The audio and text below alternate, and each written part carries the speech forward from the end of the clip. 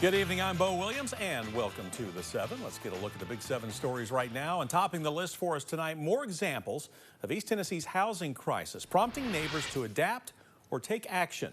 First, the adapting option. Back in May, the East Tennessee Realtors Association predicted that rent prices will go up 4% next year, forcing families to make big financial decisions or simply leave. Well, that's the option Taylor McCarty faces. She lives in an apartment in West Knoxville. She says her rent continues to increase. McCarty and her family moving to Loudoun County now to try to save some money.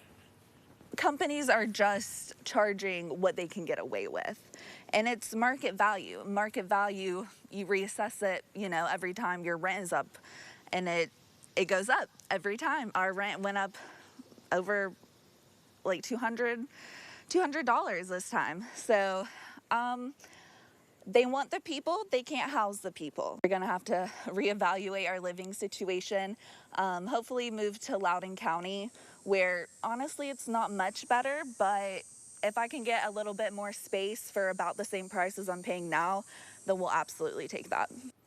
Also today, we met with Ruggles telling us change is a need, not a want. Tonight, he's joining a group of renters taking their concerns to the City Council.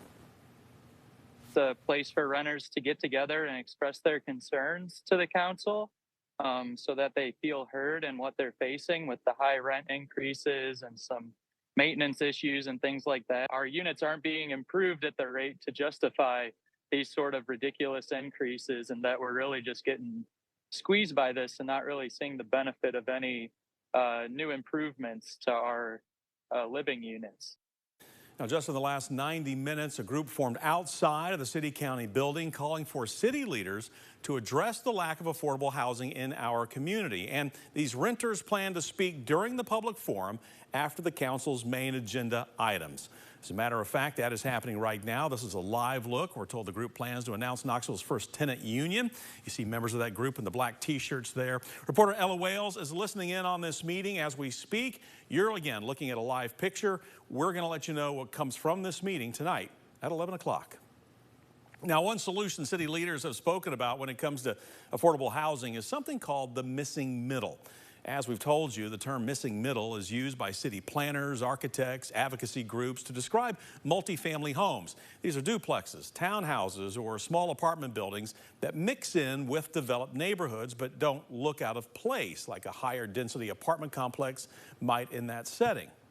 Well, the first of a series of open houses on the issue is coming up Thursday, September 21st. It will be from 4:30 to 7 at the Emerald Youth Foundation Gym. This is off of North Central Street. Now, this isn't just a problem for Tennessee cities. Listen to this. According to a report by Stacker using Zillow data, Plainview, a small city in Union County, has seen the fastest growing home prices in our region. Right now, the typical home value is just under $270,000. That's $35,000 more than just 1 year ago, and 83% or $122,000 more than 5 years ago.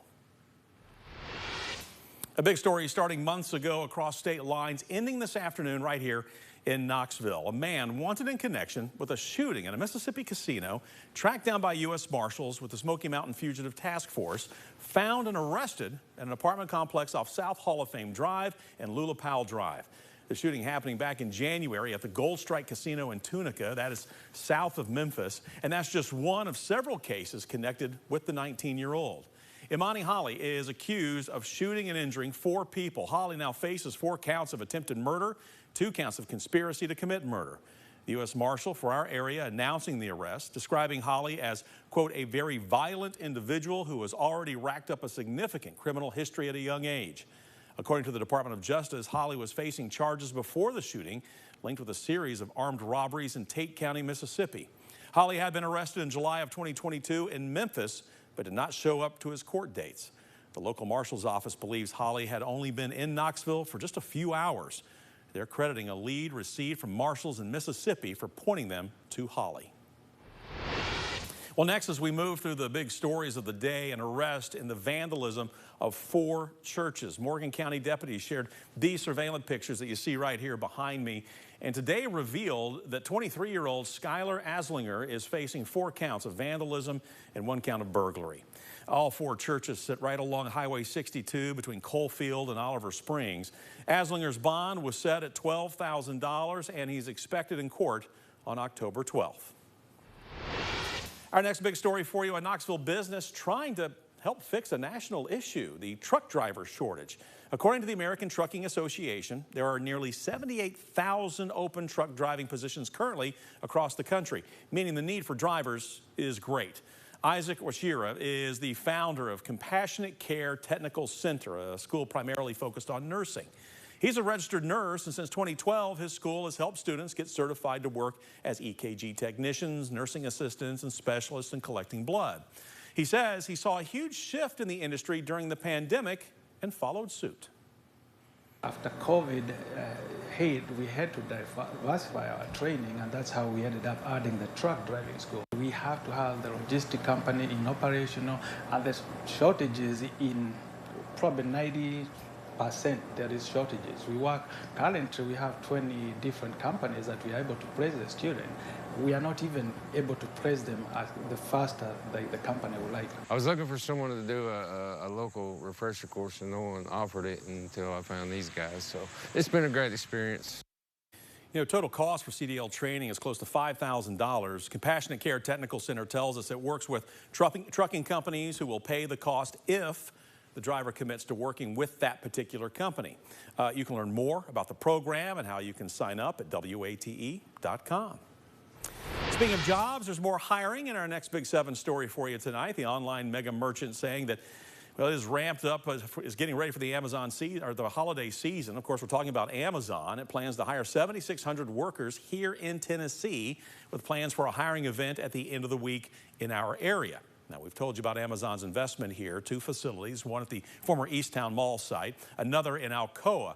We still don't know the future for the Knoxville location, but back in July, we told you how Amazon had started staffing up at the Alcoa Fulfillment Center. Today, the company says that it is filling jobs like sorting, packing, shipping, taking applicants of all backgrounds and levels of experience, pitching those gigs as a launching point for a career or a way to make some extra holiday cash.